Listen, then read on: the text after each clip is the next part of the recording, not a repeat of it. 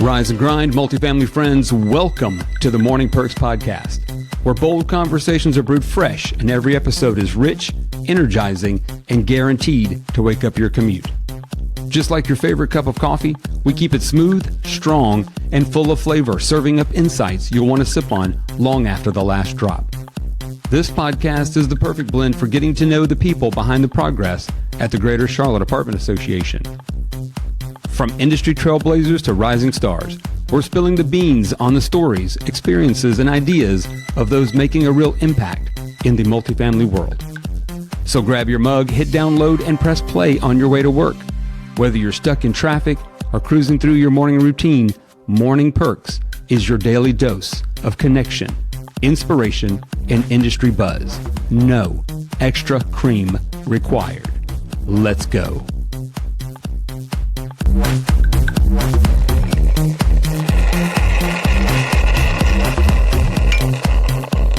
Good morning and welcome to Morning Perks Podcast. I'm your podcast host, Bill Clements. In the studio, Coral Tribble.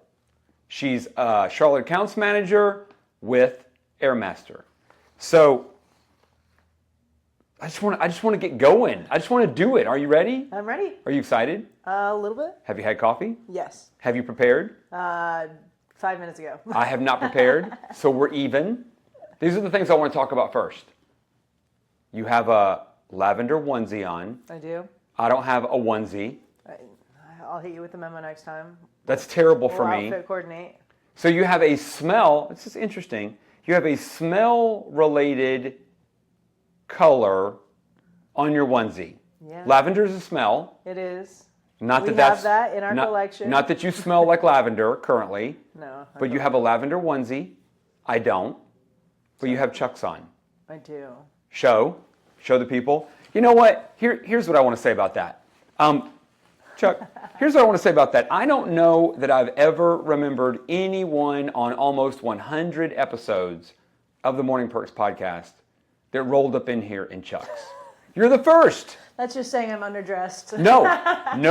No, that's saying, listen, I still, as widely known as, Converse are, I still think that not everybody wears them, but I feel like the people that do wear them are super trustworthy, super legit. Yeah.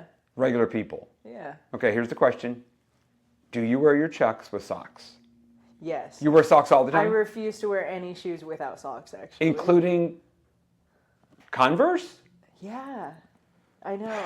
I need socks on everything. Okay. All things. Okay, we're close. Like thick socks, too. We were closer. Well, there's nothing, but and I know, there's nothing going on inside those shoes. They're like pretty empty in there. They kind of slipped a little bit. Yeah, so you need socks are good? Socks, yeah. You could just go down a half size or a full size. I could. You could. But then it'd be a little bit tight on the toe and I'd still kind of slide side to side. Okay. We covered the onesie. We covered Chucks. You love coffee. I do. Coffee all day, every day? Depends how much time I have, I guess. You have a cutoff time of the day where you won't drink any more caffeine? Like 10 p.m. Unless it's in an espresso martini, then 1 a.m. You may be perfect.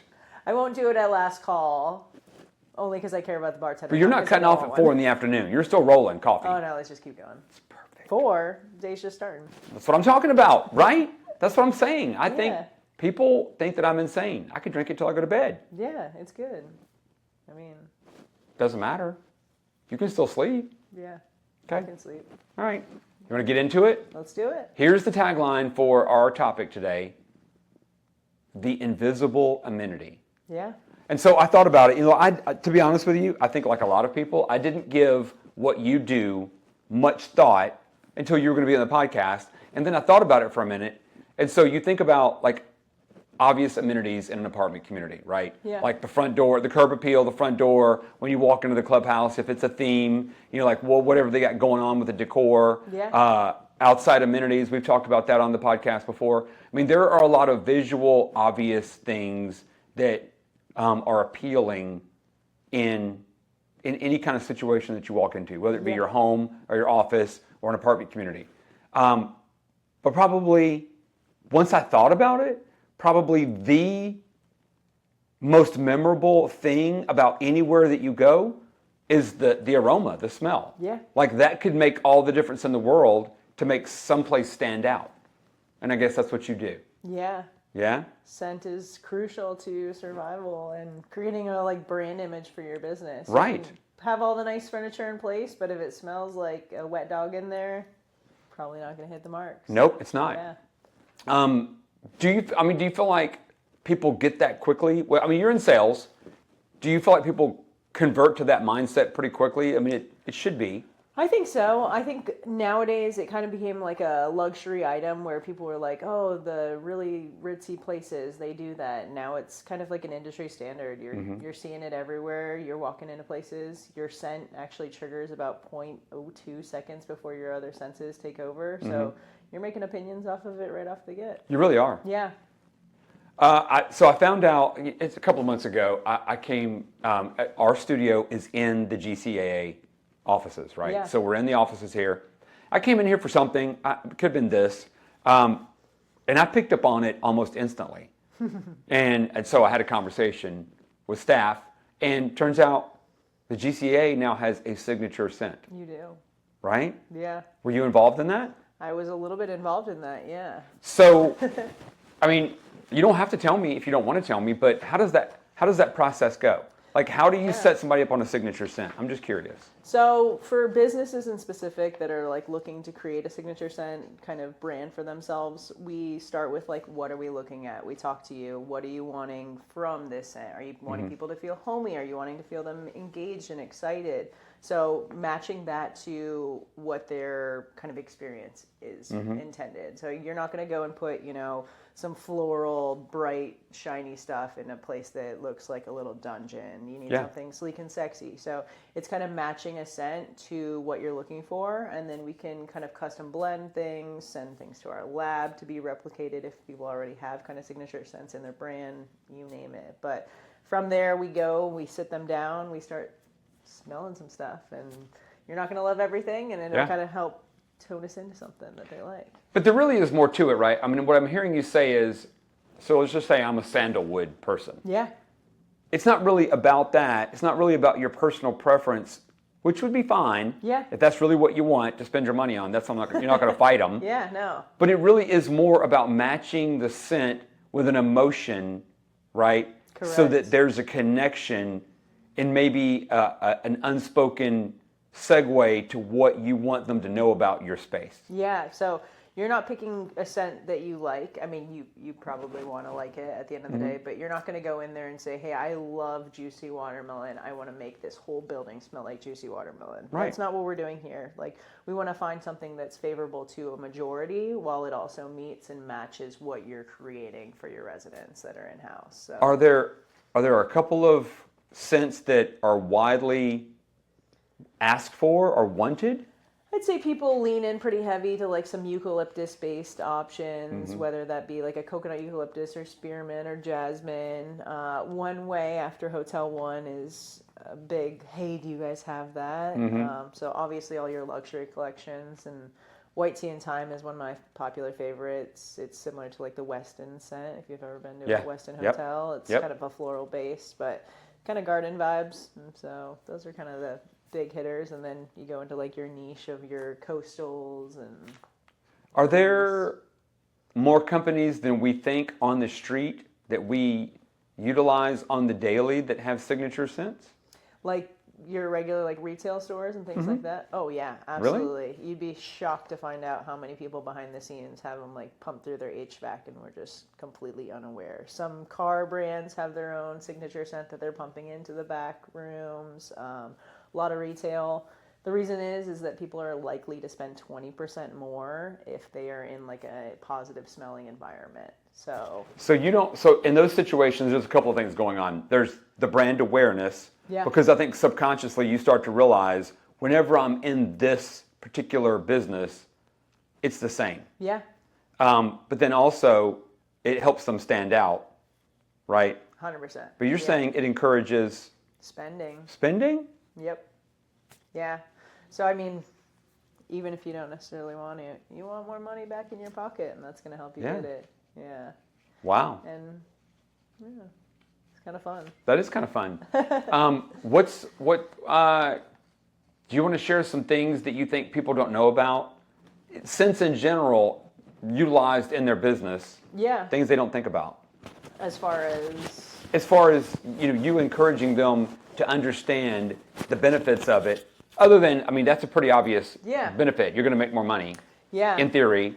So there's kind of two swords of scent marketing. One is going to be your odor treatment scent marketing. Mm-hmm. So that's what we do. We specialize in odor treatment and elimination. So with that, all of our like cold pressed essential oils, they're all EPA approved. And what they do is have an additive to it that's like removing bad odors. It like leaches to those molecules, pulls them out of the environment, leaves like kind of subtle fragrancing. Then you have your other fragrance guys that are mostly just doing like more of a mask situation on how they work, and they're just heavy perfumers. You're going to get different results based on what you guys are looking for. Your properties that may be like having trash shoots that are in property. Yeah. You're going to want to lean towards like odor treatment, scent marketing versus your fragrancing these nice areas. That's kind of the majority of what we focus on. If you have a pretty building, you want it to smell good. Sure. Yeah. So there's two ways to go about it. Sometimes you're masking an existing smell that can't be managed away, but it can be managed over. Yeah. So, we don't want to do any masking realistically. We want true odor elimination. Yeah. So every time that our machines run, they're not just creating like your spritz of perfume. They're leaching onto these bacterial odors, pulling them down to the floor and starting to kind of biodegrade on them. Yeah. When you create something unique for a customer, it's typically a combination of multiple fragrances rolled into one. Yeah. Is that accurate? We do some that are specific blends. Like, for example, the Great Wolf Lodge is someone that we work with. We do a kind of 3 combo blend. One is like a winter wood, so it brings in like that wintry woody element. One is a green tea lemongrass, which gets kind of your like fresh citrus forward base. And then one is black bamboo, which is a heavy pine mix. So we take those different percentages of them and kind of create a custom blend for people. And we do the same thing with the apartment communities. And so every Great Wolf Lodge is going to smell the same way? Yeah, you go into every single one, and it helps. Bexley is a big property that we work. We have every single Bexley in Charlotte as well as nationwide. All of them smell like golden bamboo. You walk into a Bexley in Charlotte, you're going to smell golden bamboo. You walk into it in Nevada, you're going to smell golden bamboo. So it helps, people, when they move between cities, they go, oh, I know this. I'm already accustomed to what this is. Brings those emotional memories to them. It's very smart. Yeah. How long has this been going on? Has this been going on for... This has been going on for a long time. We've been in the industry since 1958 and kind of became real specialists in like the late 80s. Scent Aire has been doing it for a while. There's some smaller, newer companies that are now popping into the market, but it's been around for a long time. And people have been doing it outside of our industry, using other means of doing it, like leather scenting and things like that.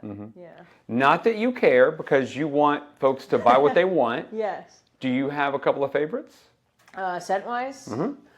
Ooh, green clover and aloe is up there for me, which if you've been to Walt Disney World in Florida, you've probably smelled it all around their parks, because they tend to pop that into their restroom situations over there. White Tea and Thyme, as I mentioned, floral, deliciousness. Yeah. Pebble Beach is like my new summer favorite. It's got a good like coconut with some other like Tahitian sunset vibes to it. And for a light option, Seaside Driftwood, just because it gives you that kind of... best way to describe it is when you like walk away from a beach and the sand's no longer near you, but you smell the like sweetness of the beach. That's kind of nice. It's kind of wild. It's really wild to really think about all the possibilities, and probably subliminally that it goes on around us all the time, and we don't even know that. Yeah, it's completely tied to emotions. As you said earlier, that you walk into somewhere and it kind of brings you back. It's tied to like the center portion of our brain, which is our emotional like calculator. So when you walk into somewhere, I've had people say, that reminds me of my 2nd grade classroom. And you're like, whoa, that's like deep memories. Like you're in your mid-40s and you can tell me that that's tying to... I'm like, is it a positive experience? That's always my question. Like, it's true. Did you enjoy Grandma's house in the 90s? experience, or was it a bad experience? Because I'll close the bottle if it was bad. Yeah. I mean, back in the day, a long time ago in the apartment industry, it was literally two different things that you would smell in a lot of clubhouses and apartments. So in clubhouses, there was a period of time where everybody had Otis Spunkmeyer cookie machines in the clubhouse. Hey, we have a double chocolate chip that smells pretty close to it if you want to come. So you don't even have to do that. You don't even have to cook the cookies anymore. You don't even have to bake the cookies. You can just pump in the cookie smell. Baked, but yeah, we can pump in the smell. It's almost unfathomable. DoubleTree, they're pumping in the smell. It's not that they're baking the cookies in there. They're definitely not baking. They're pumping in cookie smell. They're pumping it into their HVAC systems, and you're walking in going, "Ooh, I love this hotel. I love this smell." Really? And give me more cookies. Yeah. Yes. They will give you more. They will give you more. They will. Who do you do we talk about this? Who do you think? Give me two. Who does the best job? For what? For their signature fragrance that seems to convert people in the way that they want them converted. Who is subliminally rocking the smell? That's so loaded. There's so many good options. Really? It's like that widely done? Oh yeah. I promise you, after this conversation today, you're going to start walking into so many stores and I think I will. Oh my gosh. They pump in. Because you know what? I'm dumb. I just assume grocery stores, places you don't even think, like grocery stores. No. They're pumping in like citrus scents in there. One, citrus is gonna like wake you up and like invigorate you, which they want that to happen when you're about to go spend money. They don't want you sluggishly walking around throwing groceries in. They want you like wide, they want you up. Yeah. Bright-eyed, bushy-tail style. So yeah, it's everywhere. Some of the car dealers, I won't say the one that is my favorite because I actually don't like their cars, but they do a really good job at pumping some stuff into their place. So. It gets people in the right mindset to purchase? Yeah, it's crazy. But I'll spend money anywhere. You can ask my boyfriend. You give me $100, I'll spend 101. I guess I'm not confused. I mean, I'm not confused by the idea that if a place smells good, that I just felt like if a place smelled good, whatever that means, if it smelled pleasant, that would make me want to do business with them. But I never thought about the psychology of if it smelled a certain way, it would change my mindset and my emotions to put me in a posture to spend money. Yeah. I mean, think about it, even if you've gone into like a restroom that had a bad odor, you want to flee real fast. You do. And I do think badly about that business that their bathroom is like that, and they should know better. There's actually an Instagram run by someone locally here of like what public restrooms to stay away from. Yeah. And I follow them, and I'm like, hey, you guys made this list. You wanna work on this? We can help you over here. But yeah, it definitely engages people on like wanting to stay longer and come back and spend more money. Wow. It all comes back down to money, but it really does tie to, hey, I'm more comfortable in this environment because it smells like a place I want to be. What's the first thing people need to do if they want to reach out to you or if they want to learn more? I mean, do they contact you? Yeah, we set up demos so people can try it out for a couple weeks, let their community experience firsthand, like the improvements. It's not that, hey, we have this odor over here, we need to treat it. We love to take care of those. Sure. Absolutely. You can do that. We'll do that any day of the week. We'll do their odor treatment on weird stankies that get left behind or like areas that are problem. But the best way to do it is start from like the get-go. Say, hey, we want to have a good experience for our community. Call me up. We'll get a demo in there. We'll pick out a scent that they want to start with. Hey, it might not be the one forever, but let's start here and then kind of tailor an experience for what your need. I would imagine for the aroma part of it, it's going to be, if they test it out, and the amount of foot traffic that comes into their business, it's going to be a pretty quick understanding if it's moving the needle. Because people are going to start making commentary about it. Yeah, that's it's one going of to the affect first people things. pretty quick. I'll go back after a demo and they're like, we have heard nonstop feedback of like, wow, it smells really good in here. Or, oh, hey, what is this smell? And sometimes the leasing agents don't even know what they have in there. They're like, oh, we're doing something right now, but it might smell like that in a couple weeks if you sign this. Mechanically, not a lot of infrastructure to set it up. We're not talking about a lot of equipment. No, we're not talking a lot of equipment, and it's all a la carte. So it's based off of like, hey, do you just want to have your leasing office? Do you want every space of your building? Sure. We pump through HVAC systems. We do standalone units, and our team is completely hands-on. So the leasing agents, their maintenance teams, they don't have to do anything. They pick their scent. We come in every 4 weeks. We maintain all the devices. We run cleaning services. We do any upgrades, just included. So it's a really easy, like, streamlined system. Indoor amenity areas, common areas, indoor corridors, hallways. Even portable fitness. Devices that replace the. Have you ever seen an ozone machine? Yeah. Yeah, we have a device that completely eliminates the need for ozones because they're dangerous anyways. But it just heavy diffuses. You put it in a vacant for 24 hours, and it gets rid of anything from like your weird pet funk to someone was smoking cigarettes the last 3 years inside when they should not have been, or just, hey, we forgot to switch over the power and the entire fridge went bad. Correct. And now we have some weirdness in here. So yeah, we do it all. And the negative odors, right? We're talking about positive fragrances. The negative odors, once embedded, they can be difficult to eradicate. Yeah, and that's where we also specialize. So we do the diffusers of smell goods. And then, like today, while I'm in jumpsuit attire, we go in and we get into these funky everything from cockroaches that may have infested to I had a kitten that was peeing on every baseboard in the space and it smells like ammonia. So we go in, we fogger treat, we run systems, we do enzyme control. So And I'm going to make the argument. Tell me right or wrong, or what your thought is on it.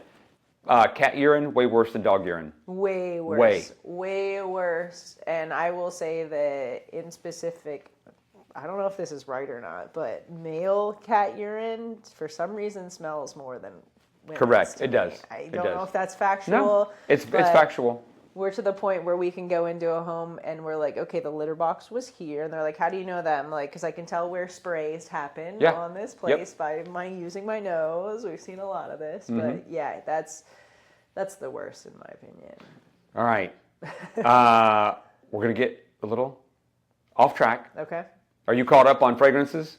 Caught up-ish. I'm going to ask you two things. Okay. Your two favorite things. What's your favorite thing on the planet? Sushi. Really? Yeah. Okay, so you didn't go your probably kid. Should have said my 4-year-old. Right. Oh Listen. It's Can we roll it back? Because for you that goes without saying, right? I was going to ding you. You don't have to say your kid because it goes without saying. Sushi is a fantastic answer. It is, yeah. Is there anything sushi related you won't eat? Oh. I don't love quail eggs, if that's arguably sushi. Octopus. I love octopus. You like octopus? It's chewy. It's chewy. I mean, it's like good bubble gum is what I totally say. I probably shouldn't define it that way. Yeah. Chapter 6 has a really good baby octopus dish. The green seaweed. You like the green seaweed? I do love I do like seaweed. Yeah. Seaweed salads. It's a vegetable. Isn't it a vegetable? Are we counting it? Or is it just green because it's green and it's not a vegetable? I don't know where that falls in the... I feel like maybe, I'm pretending it's a vegetable. I'll count it. Okay. Well, there is... Is your mom still counting your veggies? No. No, but I feel like it doesn't matter. So okay, so does it matter at all? Okay. I'm good if you're good. Mom's not around, veggies... That's perfect. I think that's right. All right. That's your first favorite, sushi. You can't say your kid for second favorite now. That's off the table. What's your second favorite thing on the planet? Second favorite... Does it have to be an item? No, could be a thing, could be a person, place, or thing. I like the ocean. I guess that's kind of an item, but not a graspable one. I like the ocean, not the sand. You like the ocean unrelated to your name, Coral? Yeah, unrelated. Unrelated. It just happened to happen. You like the smell of the ocean or the sound of the ocean? I like the ability to ride boards in the ocean. You like the actual ocean. I like the You like to action use the sports. ocean for fun. Yeah. That's great. Do you notice the smells of the ocean? Oh, yeah. Yeah. Yeah. I think you'd probably notice all the smells. Getting swallowed by a face full of water and smelling that pure saline. You know what I'm talking about. It's this rough one. And the burn in your mouth. Yeah. Yes, that. All right, we're going to play a thing. It's called Perk or Pass. Okay. Perk is good. Pass is obviously you don't want it. I'm gonna mention a thing, and you decide Perk or Pass. Okay. You ready? It's like speed round. Ready? Fresh cut grass. Perk. Fresh coffee. Perk. You weren't 100% Well, committed. you know, my coffee needs a lot of cream in it and Okay. sugar, so like the smell's great. Yeah. But That's all right. Campfire smoke. you know, that's a perk, but only in the moment. I don't like it on the back end when I'm no longer near a fire. Correct. Because then it sticks Yeah. and it won't go away. It does not go away. Sharpie markers. Perk. You like those? Yeah. There's nothing wrong with that. Fresh laundry. Also perk. Who doesn't love fresh coffee? You don't think it smells like responsibility?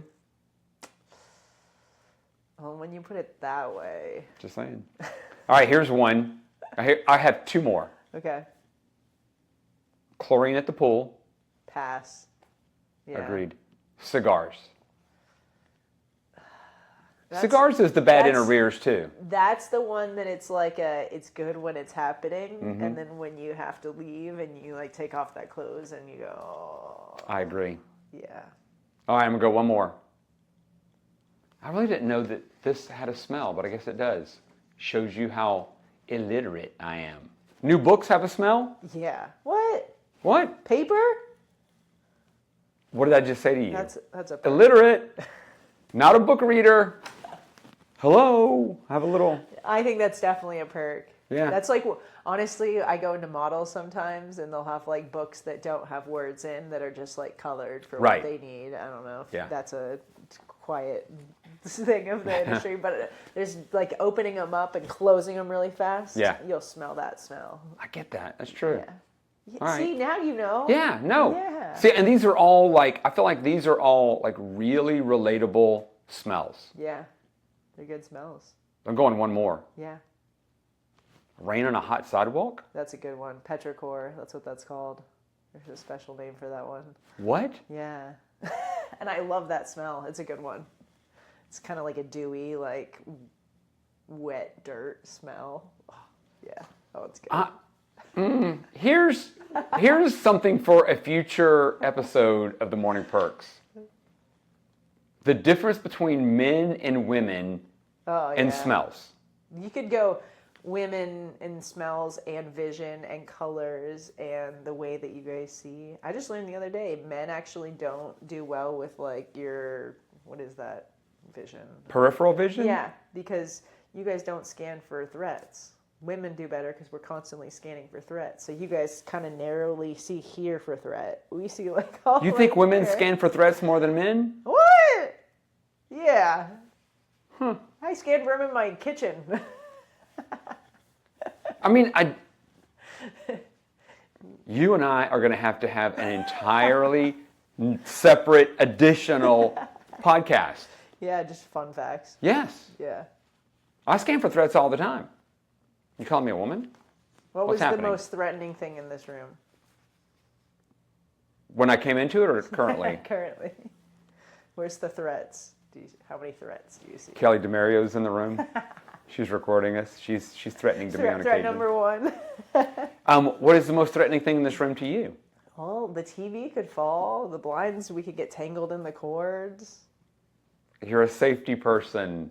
No, that's normal. This is phenomenal. I had a kid. I was a mom. Like all of these things. Is this attached to the wall? What if he gets tangled in this chair? I love all that. You're mildly neurotic. Right? A little? Yeah. I think that's phenomenal. All right, I'm going to leave you with this. Okay. You're going to get something. Okay. You're going to get a takeaway. Takeaway. We have only for people who've been on the podcast, and quite frankly, not for all the people that were ever on the podcast because we didn't have them, but we have them now. New edition. Yes, new edition. You're going to get a lapel pin that is a coffee bean. It is right there beside you. I get a bean. And then you can wear it to coffee shops, and coffee shop people will be like, oh, what? We're gonna. I need add that. this. And I will make this argument, and it's not a ding on the person that created the coffee bean lapel, but it sure would be nice if said coffee bean smelled like lapel smelled like coffee. coffee. You know, That would be the bonus round. We do have a coffee scent. You do? We do. I would We be have a interested in that. We have a campfire scent too. I think I'd be interested in the coffee scent. Yeah. Pumped into my car. It's pretty good. Yeah, I'm sure. I'll have to bring you a car freshener with the coffee one. Dips. Okay. I can make Done. I can make that happen. When we have our next episode together. Yes. All right. On behalf of the Morning I Perks can drop podcast. one off before that. You good? Okay. All right. That's fine. That's fine, Coral. All right, on behalf of Morning Perks Podcast, thanking our sponsor one more time on the way out, Valley Living. Their slogan is, it starts at the door. Thank you very much for that help. Coral, thank you very much for being on Morning Perks. Thanks for having us. Yes, ma'am.